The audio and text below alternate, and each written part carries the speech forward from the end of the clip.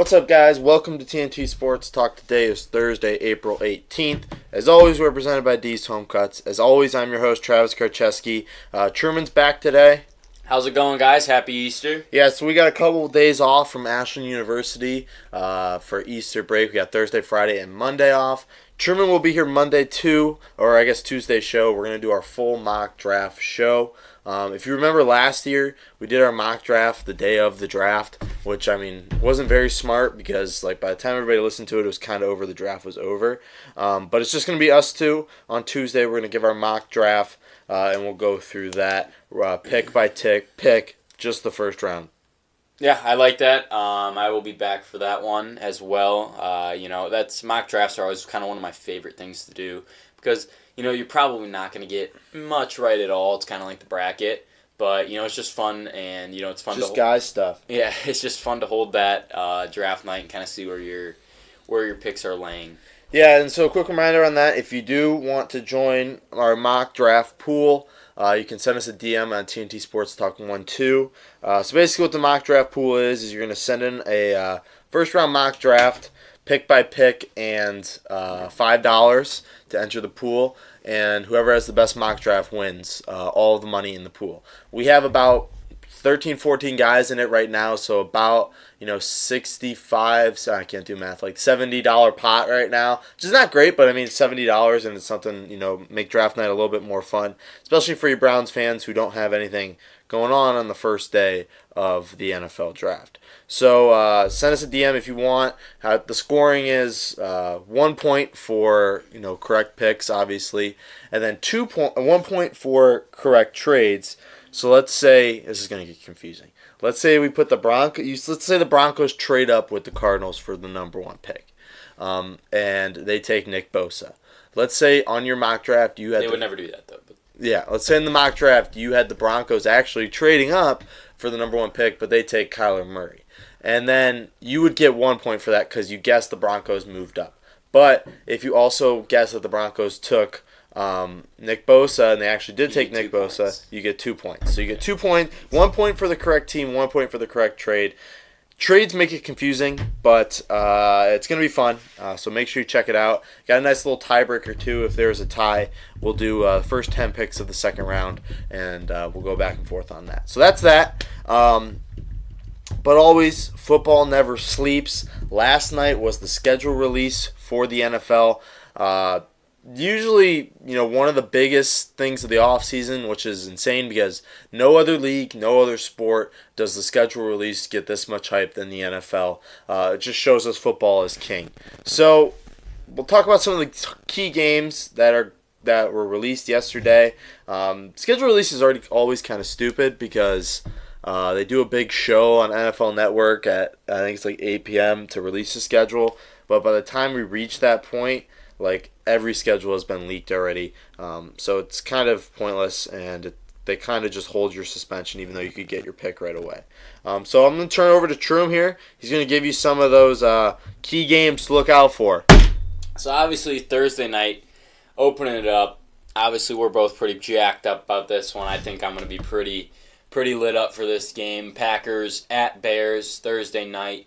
Matt LaFleur opening night. It's the top rivalry in sports in my opinion. It's such a good game to open it up for the 100th season, and I'm really looking forward to that. And that's a game everybody will be tuning into. Obviously, staying in week 1. The Sunday night game. You always have to look at the Super Bowl champions. They're playing the Steelers. They always put up a good matchup. Steelers got the best of them last year. The Patriots obviously ended up going on and winning the Super Bowl. Steelers look different. No Antonio Brown. Some of those head cases are out of their locker room. So it's going to be interesting to see that game on Sunday night. But just going throughout the season, there's matchups like the Patriots and Chiefs. Obviously, that's a matchup that everyone's going to be watching. Patrick Mahomes versus Tom Brady, number 3. Tom Brady got both of those last year, but in very, very close games that were shootouts and went till the end. It's going to be a cold game. It's I think it's December, early December, so it's going to be a colder game. So we're definitely going to be looking at that one. The Saints and the Rams play a game. Again, rematch of the NFC Championship. Obviously ended with that controversy. This one's in Los Angeles, week 2. Obviously, the Saints are just going to be absolutely looking for revenge all over the field. And, the Rams, they're still going to have a talented team. So that's another one that everyone's going to be watching. Another game I'm going to be kind of looking forward to is the Packers and Chiefs. That, I believe, is week 8. Throw my Packers in here once again. Just why not? Aaron Rodgers versus Pat Mahomes. I think that's something we're all looking forward to. Sunday night game in Arrowhead. It's going to be a very interesting game. Obviously, the best to ever do it versus, the up-and-coming the protege, as some people call him, mix between Brett Favre and Aaron Rodgers. But I think that's just going to be an awesome, awesome showdown, and I think the score will be absolutely through the roof. Both teams in the 40s, but we'll definitely look forward to that one. And then I look at revenge games. The Ravens take on the Seahawks in Seattle. I think that one's going to be really interesting because obviously it did not end good with Earl Thomas's time in Seattle. Obviously everybody knows him getting carted off the field, flicking off the Seattle sidelines for whatever reason. And I think he's going to go up there with his new team in Baltimore, and I think he's going to be playing so motivated and all over the field. He's a good guy. I think the fans up there like him, so I think he'll get his mix of cheers and boos. But I'm definitely looking forward to that one. I think he's definitely really, really motivated. Another revenge game that I looked at was Kirk Cousins. I know it's the Redskins versus the Vikings. Not that great of a game, but I always look at the revenge games, and they play each other. Is Kirk going to go back to Washington? Can Kirk take down, his old team? But those are just some of the games that I highlighted. Obviously, there are a lot out there, and, it's football. Any game's good. Yeah, so those are some of the games to talk about. Who had the hardest schedule? That was the Raiders? The Raiders have the hardest schedule, and the weakest schedule is Washington. Washington's got the easiest, and then the Raiders have the hardest. So, going to be a big test for John Gruden and his Oakland Raiders early on and throughout the whole season. Going to be able to see, what's going on there. Khalil Mack's also, did you mention that game, the London game? Oh, yeah, the Khalil Mack going back against Oakland, seeing John Gruden. Like you said, it's in London, so it's not in Oakland. But still, I think the big one there is just, his interaction with John Gruden towards the end of the game or before the game. Obviously, he's going to want his revenge. I don't think those two hate each other, but definitely, a matchup to watch is definitely Khalil Mack versus Oakland. All right, so that's it for that. That's the schedule. Again, is there any sport in the world where the schedule release gets this much hype, where the draft gets this much hype, where the free agency gets this much hype? No. That's why football is king. That's why it'll forever be king. Forever. So, one more thing about football. We have Josh Rosen. We got to check in on the Cardinals mess that is Josh Rosen and Cliff Kingsbury. So Kingsbury said the other day that Josh has been nothing but great for this organization. He's come in every single workout. He's worked his butt off, and he's stood there. He's taken the fire. He's taken the heat, and he's just been nothing but a great role model. Cardinals released a hype video yesterday for the season, and of course it did not feature Josh Rosen at all. Josh Rosen was also not made available to speak to the media. That has since changed. He is now available to speak to the media. So this is kind of a strange thing. I think everybody thought early on it's going to be Kyler Murray. It's going to be number 1 overall pick, Kyler Murray, and then Josh Rosen will be shipped out. I think that tide is sort of changing. I think Josh Rosen is going to stay there. I don't know where they go from here, though. Do they draft Bosa? Do they trade back? I don't think he takes I don't think Cliff Kingsbury takes Kyler Murray with the number 1 pick. I disagree. I think Josh Rosen is going to be traded draft night.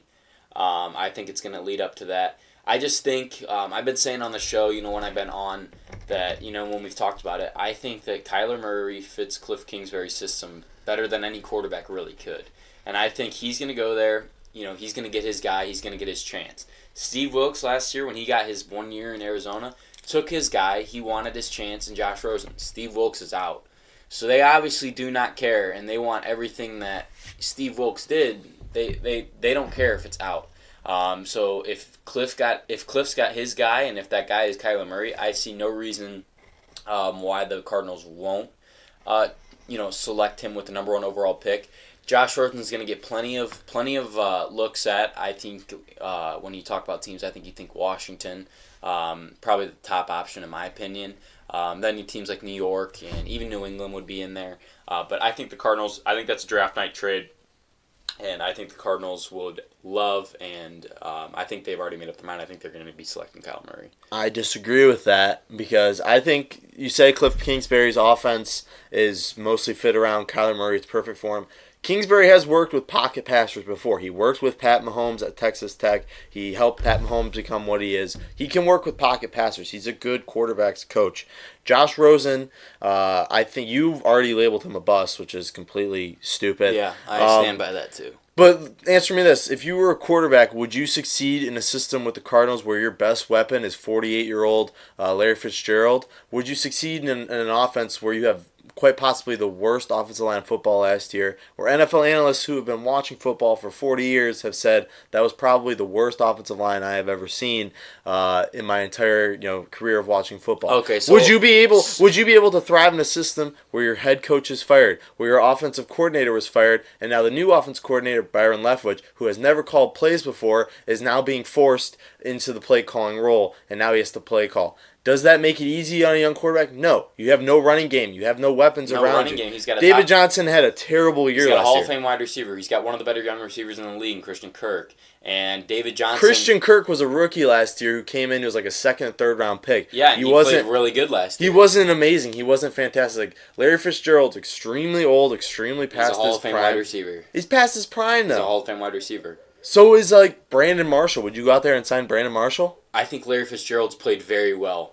He's been fine, but that's basically all he has there. He has one of the worst offensive lines. You saw what he did when he came in last year. He got them their 3 wins. They wouldn't have won a game without Josh Rosen. Their offense was insanely better with Josh Rosen rather than Sam Bradford.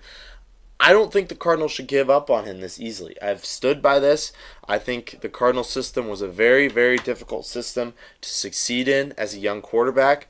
And I think maybe trading away the number 1 pick, getting a bunch of picks and getting some offensive linemen in there, getting some weapons around Josh Rosen would do him some good. And I think Cliff Kingsbury is very good at working with young quarterbacks. So I think he could help Josh Rosen and his career advance. Well, I disagree. Well, yeah, because you think Josh Rosen's a bust. And I think that Cliff Kingsbury's system just doesn't fit Josh Rosen. He's worked with Pat Mahomes. I think he works with anybody. Josh Rosen is the exact opposite of Pat Mahomes. Josh Rosen and Pat Mahomes are both pocket passers. If Pat Mahomes is a pocket passer, I don't know what is. Pat Mahomes is a pocket passer with a little bit of mobility. He's not a mobile and he's got one of the strongest arms of all time. It doesn't matter. He can throw from any spot of the field. Josh Rosen, his issue coming out was his arm strength. Every quarterback, though, is different. You're not going to sit here on my show and compare Josh Rosen. No, I'm talking about pocket Mahomes. Passing. Pat Mahomes is a good pocket passer. So is Josh Rosen. Yeah, every quarterback's different. He wasn't good last year. You won't. They won 3 games with him. They didn't win any games with Sam Bradford. Their offense was insanely better with Josh Rosen. Though, how many games did Sam Bradford play? 2? He played like a good 5 or 6 games. No, he definitely played like 3 or 4. And I guarantee you they would have won 3 games with Sam Bradford. They would not. They didn't win 1 game with him. No, but what about their offense? Their offense was insanely better with Josh Rosen. Insanely better. Insanely better. 15 points instead of 13? They had 100 yards better in terms of average. They went to Lambeau Field and beat the Packers on their home turf in December. 17 to 14. A win's a win, right? Exactly, but you can't score points. It doesn't matter, though. They won. They won 3 games. That's 3 games more than Sam Bradford won. Great job, Josh Rosen. You won 3 games, buddy. Okay, but do you give him Rookie of the Year. Do you think you would win 3 games behind that offensive line? I think Kyler Murray could because his mobility. I think mobility helps, but I think Cliff Kingsbury has shown that he can work with a ton of different quarterbacks, a ton of different variety of quarterbacks. And I think giving up on a guy like Josh Rosen, a guy you went up, you traded up for, the GM is still there. It's still his guy technically. I think that would be a big mistake. And plus, you're not going to get the capital out of him you got. Obviously, the GM doesn't really care because he just got rid of Steve Wilkes after 1 year. Yeah, exactly. So why would he care if he gets rid of Josh Rosen too? Because he spent a first-round pick on it.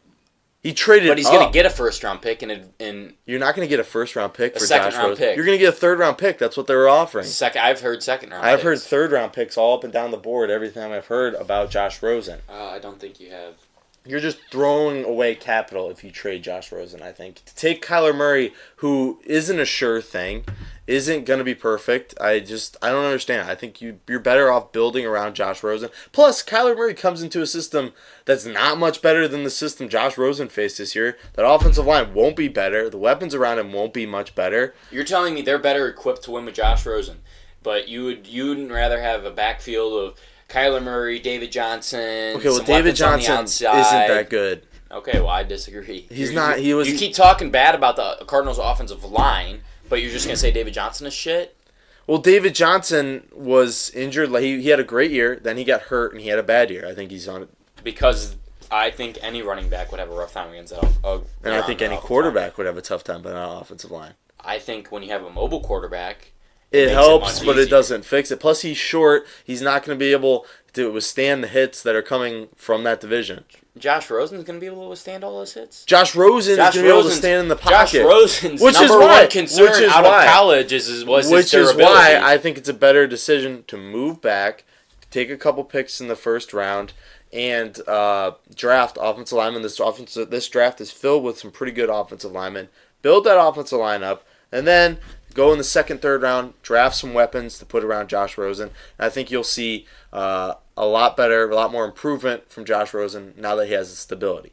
But again, all this rumor stuff that we're talking about hurts Josh Rosen. It hurts his confidence. It hurts his ability to succeed when all offseason all you've heard is you might not be, where you're at right now. And I think that hurts young guys in the NFL.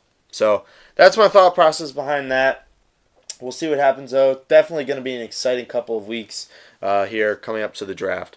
So we'll move on down to basketball. But before that, I had to remind you guys about our guy Dom at D's Home Cuts. Since 2014, D's Home Cuts has been providing professional haircuts to many kids, many boys around Northeast Ohio for a cheap and low price. For only $7, D's Home Cuts will provide you with a modern haircut and styling. Truman, I, and about 90% of the guests we've had on the show have gotten their haircut at D's at least once, or they're lifetime clients, and we've never heard any complaints. Check them out on Instagram at D's Home Cuts. That's where you can find a bunch of videos about the cuts he's already done, and that's where you can send him a DM to set up an appointment and get your first cut and make sure you're looking great. D's Home Cuts, professional haircuts at a low price. Let's go through the NBA. Let's go through the playoffs right now. We'll go through each series, talk a little bit about each series. We'll start, hold on a second, with the West. We'll start with the Warriors-Clippers. 1-1 right now. I think we all think the Warriors are going to finish this series out. Boogie Cousins, though, that injury, I think it's big, but I don't think it's as big as people think. I don't. Go without him. They're still really talented without him. I mean, I saw like their net efficiency rating was actually better with Kevin Looney on the court than DeMarcus Cousins. Yeah, and Andrew Bogut was the same efficiency rating as on with DeMarcus Cousins. I don't know. I see the series. I think it's going to be 4-1. I could see. I know what you're about to say. I mean, I like the Clippers too. Yeah. But I love Lou Williams. I love what Patrick Beverley's doing. I think that little spark between him and Kevin Durant is so cool to watch. And the Warriors are too talented. They're not going to lose to the Clippers. And everyone's freaking out. And obviously people are excited that the Warriors blew a 31-point lead. But it is still the Golden State Warriors. They're still back-to-back champions. And I do not see the Clippers being the team to knock them off if someone does knock them off. Yeah, I mean, I think it's concerning if you're a Warriors fan. Obviously, he lost to DeMarcus Cousins, but he's more of a name than he is skill now. Again, no player is the same after an Achilles injury. I think we saw that from DeMarcus Cousins. The Kevin Durant, Patrick Beverley thing is concerning because Patrick Beverley easily got in Kevin Durant's head, which it's actually pretty easy. But I think Kevin Durant was in his head as well. I don't know. I think it's pretty easy to get in Kevin Durant's head. I think we've seen that over the years. He's soft. But I think Kevin Durant was in his head just as much. Yeah, but who won the game? He pushed him down, and Patrick Beverley got right up. Yeah, Patrick Beverly Smacked it right. Guy was screaming right in his face. I think Kevin Durant's doing a great job right back Well, at it. Patrick Beverly did his thing. And like I said, and they respect each other. Like I was they're telling good you friends. last night, they're good friends, and I think it's so cool to watch because that's just all heat of competition. And I think they're both in each other's heads, and it's really cool to watch. And Kevin Durant, I really liked what he said. He was really good with the media the other day, and he was like telling you about like their little like fight and how he can be better and stuff like that. And it was just really interesting to hear from someone who's usually kind of shitty with the media. But I think they're both in each other's heads. But that's one of the reasons you watch the series is those two. Yeah, I understand. Like Kevin Durant, I mean, he's shitty with the media. Why does he like San Francisco media is actually like pretty soft compared to like New York? Why does he want to go to New York? Well, the thing with Kevin Durant is he likes when the media asks him questions about basketball. And when he can talk basketball, he's really good with the media. When media asks him questions about external stuff like Oklahoma City or his relationships with people, that's when he gets really bitchy. But that's like what you got to do. You got to answer the questions. Yeah, I know, and I agree. But like that question was about basketball, and you could see he really respected that question, and he answered it. It's not going to get easier in New York. Yeah, and I know that, but it's part of it too. I mean, same with Kyrie. Kyrie's shitty as hell with the media, and he wants to go to New York apparently too. So I don't know. Yeah, Boston's a little different than San Francisco, but I think the game plan might be out on how to beat the Warriors. I guess just get physical with Kevin Durant, get in his head, and I think he starts to crack a little bit. Next series, Nuggets and Spurs. So the Spurs won the first game, Nuggets won the second game, came back. I think the Nuggets will finish up this series, but this just shows, how Greg Popovich is still one of the best coaches in the NBA, able to game plan against a team like the Nuggets, who are very young still, so I don't think this will be, obviously the last time we'll see them in the playoffs. We're going to be seeing them for years to come. But good series right now. I think the Nuggets will end up finishing this out, though. Yeah, I mean, the Nuggets are just too talented. Great series, two great coaches going at it. It's really a strategic series, in my opinion. It's like chess, but I think the Nuggets, just the talent that the Nuggets have, outweighs the Spurs, and that'll be it. All right, Portland is up 2-0 versus the Thunder. We have seen now, I think, in this series, the emergence finally of Damian Lillard onto the scene. Damian Lillard has been doing his thing for the last couple of years in Portland, quietly becoming one of the best point guards in the NBA. Portland is one of those teams you don't hear much from because, again, they play on the West Coast, and then obviously late-night games are usually overshadowed by the Lakers, so you don't see much from Portland. But Damian Lillard is quietly, over his years in the NBA, become one of the best point guards in the NBA, one of the most underrated point guards in the NBA. And then on the other side, you got Russell Westbrook, who I think is one of the most overrated players in the NBA. You saw in the last game, he just can't. He relies too much on his athleticism. He doesn't really have an outside shot. And I think in the game today, it's not much more about your athleticism as it is about your ability to shoot, about your skill level. It's not about his athleticism. And I think Russell Westbrook still views himself as this top dog type of player. And he is. He has an alpha mentality. He is somebody I wouldn't want to mess with on the court. But he just refuses to change his game up in any way, and I don't really know if he could ever develop an outside shot just by the way he's built. But I just think, we're going to see this series. I think Portland's going to get the sweep here. I think they're going to sweep them 4-0, and I think people are going to start to slowly peel the curtain back on Russell Westbrook and slowly start to see who he actually is as a ball player. I think it's a 6 or 7 game series. I don't think it's going to be sweep.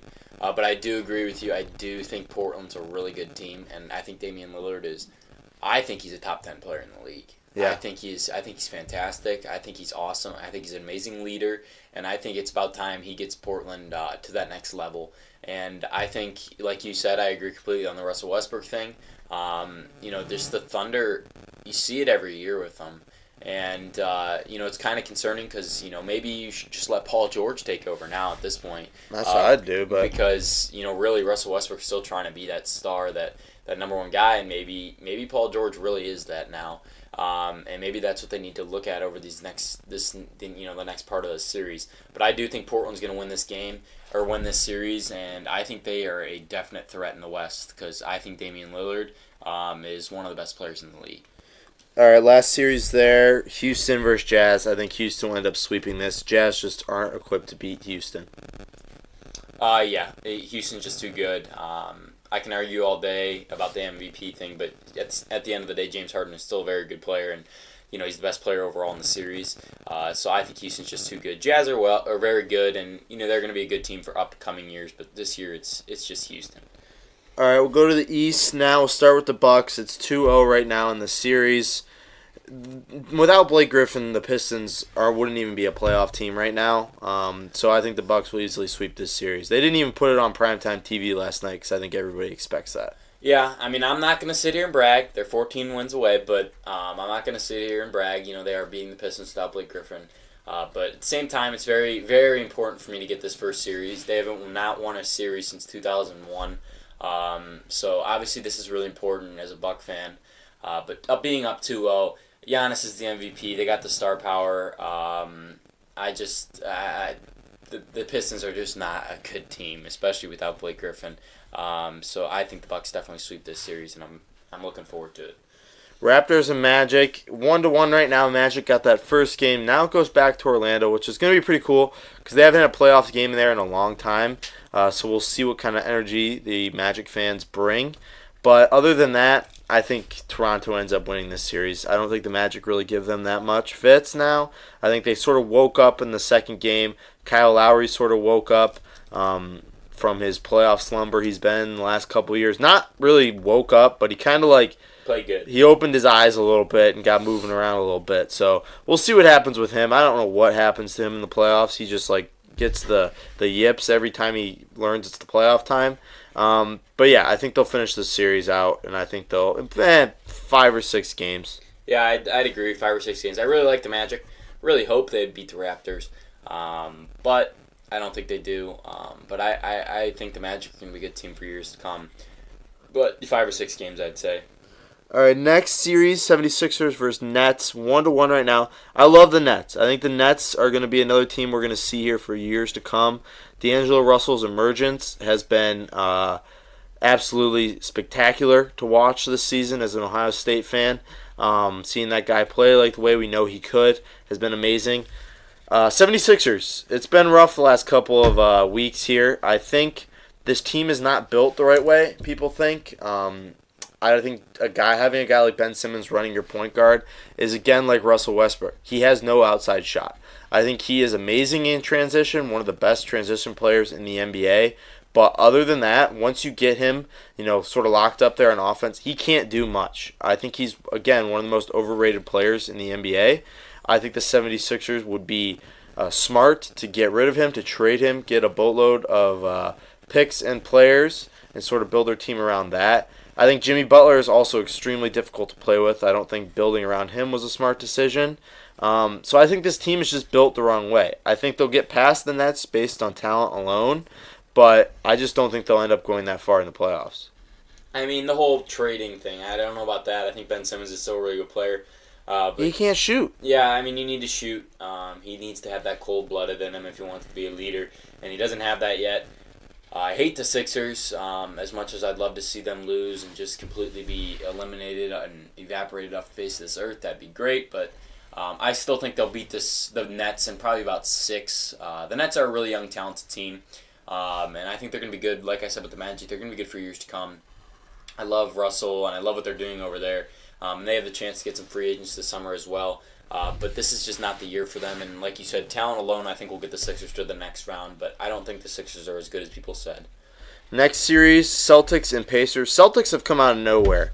They're up 2-0 in that series. We saw last night's game. Kyrie Irving with the cold blood, killer mentality, led the Celtics to a win.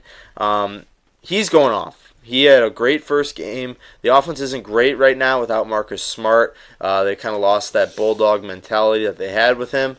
So that hurts. But Pacers really, again, I think the Celtics will win this series just based on talent alone right now. We'll see what happens later on when they reach better teams in the East. But I just think right now the Celtics will end up sweeping this series. And Kyrie Irving, he's shown in the last couple of games he can be that alpha dog leader that nobody thought he could. So we'll see what happens, but I think the Celtics sweep this. I think the Celtics win it, but I don't think they sweep it. I think this is a 5 or 6 game series. Playing in Indiana, one of the best basketball states, if not the best basketball state in the country. Those fans they're rowdy, and they're definitely going to be cheering their Pacers on. So I think based on that, they can steal a game or two over there in Indianapolis. But like you said, Kyrie's the best player in the series overall. He's got that clutch mentality in him, and I do think the Celtics move on, but I do think the Pacers, it's a defensive series. It's a tough series. The Pacers really could have won that game last night, and that would have been really changed the series and the outlook on it. But I think the Celtics win it in about 5 or 6 games, but I think the Pacers can definitely put up a show here in Indiana. All right, a couple more basketball stories. This is kind of like a big basketball story type of show. Basketball show.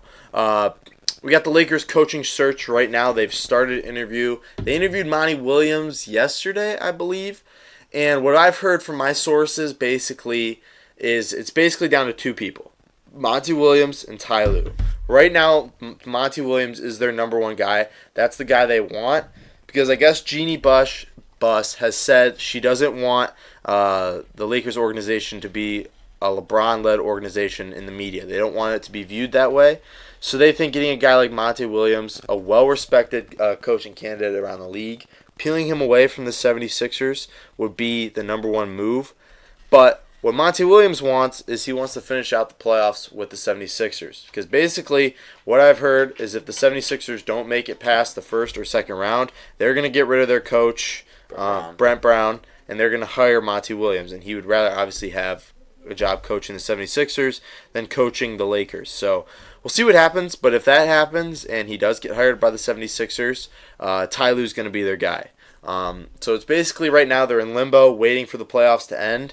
I know Truman's going to say the same thing I'm going to say. Ty Lue would be probably the best option if you just want to go full blow with LeBron and just let him lead. But Monty Williams might be the better option long term. It's just basically how you want to be perceived in the media is what they're looking at right now. Yeah, I mean, it's if you have LeBron, your organization is LeBron-led. You can't beat around the bush. You can't pretend like it's not. I mean, it is. It's LeBron's team. It's LeBron's coach. And Ty Lue's obviously LeBron's coach. They won in Cleveland together. They went to however many finals, and I think LeBron just wants someone he can kind of control. And Ty Lue's definitely that person. I mean, why not go with someone who, he's had prior success, and he's had prior success coaching LeBron.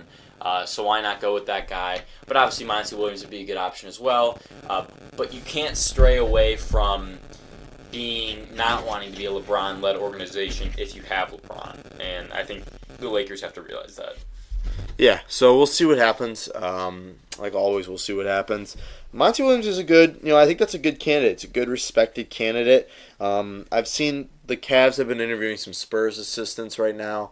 I think that's all the head coaching holes right now. Not that many as there were last year, but we'll see what happens.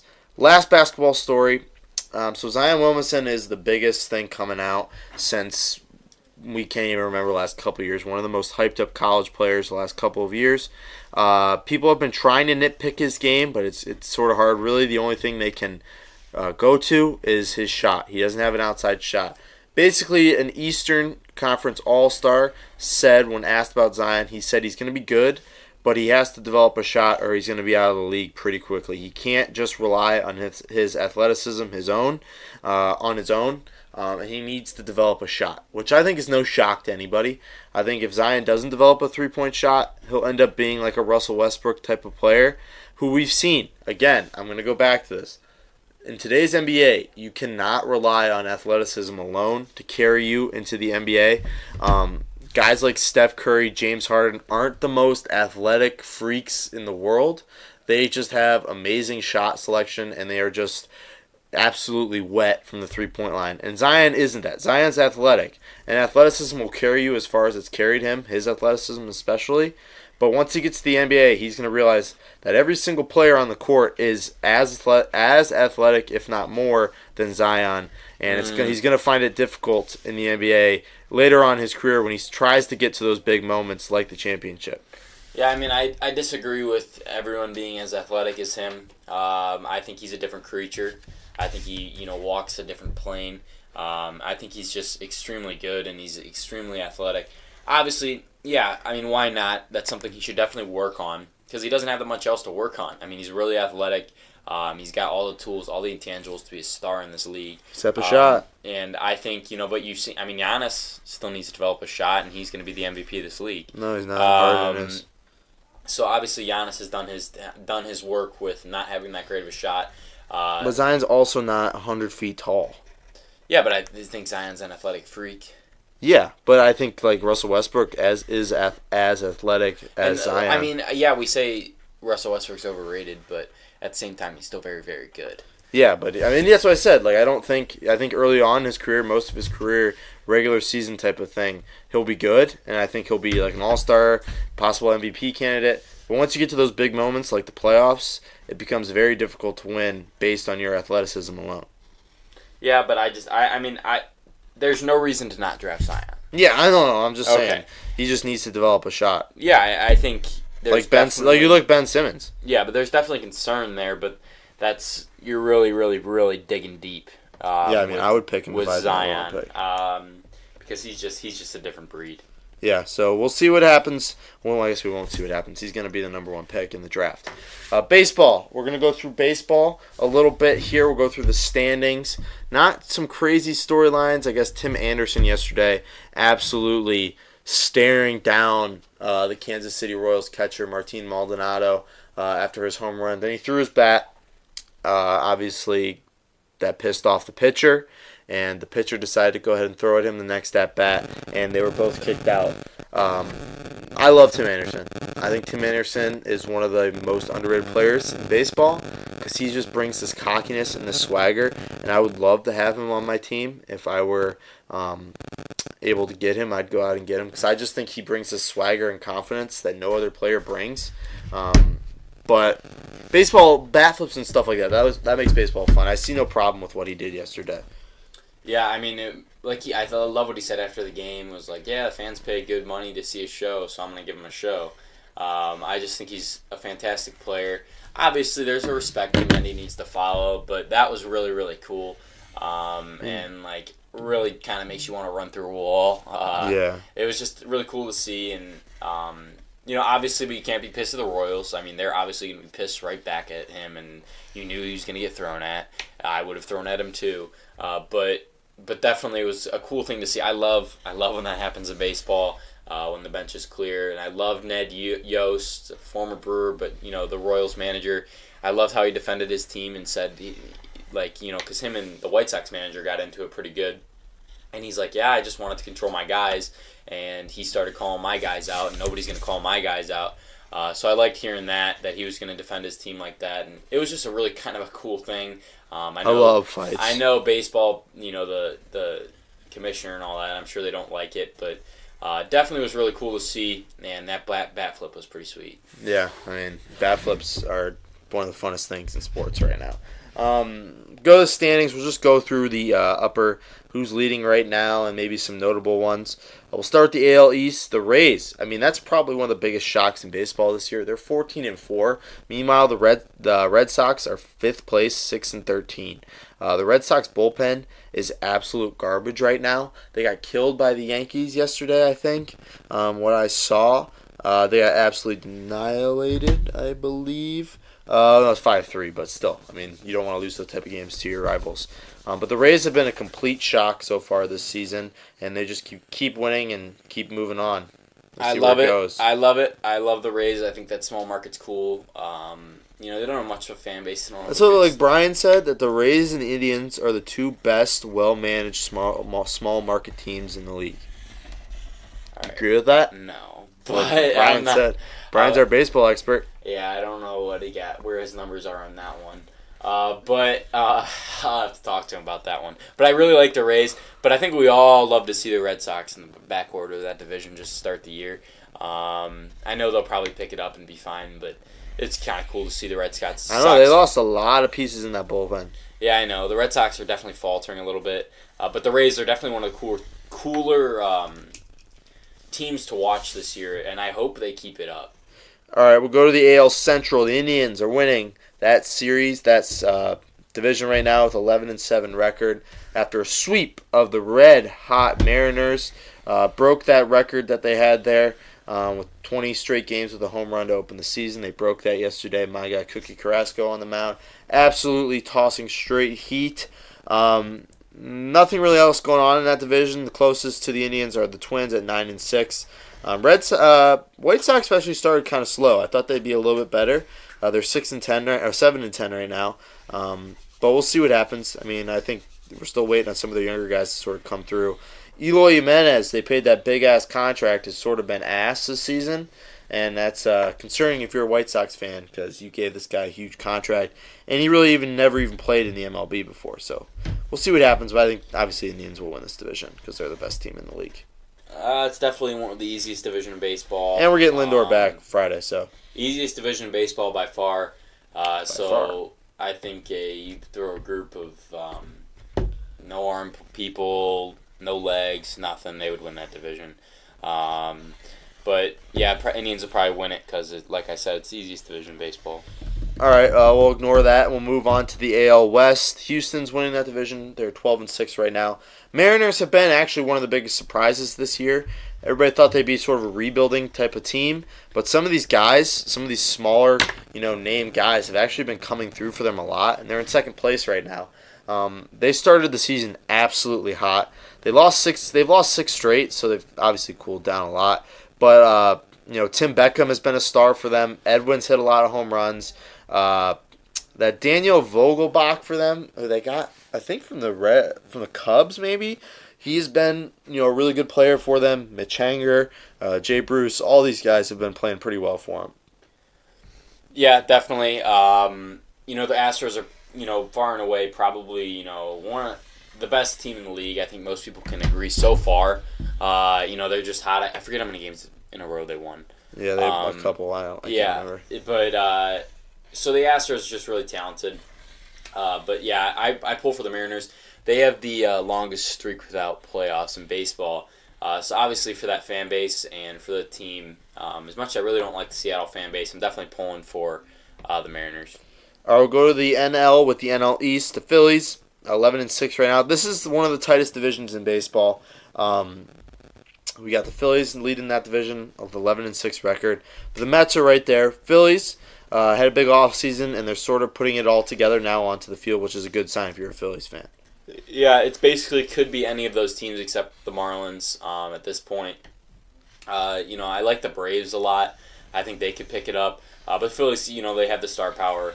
They have the Bryce Harper swag now. It's going to be a really good division race to follow. I like the Mets too. Really, you could pick anyone, even the Nationals. You could pick any one of those teams, and you'd probably be okay with it.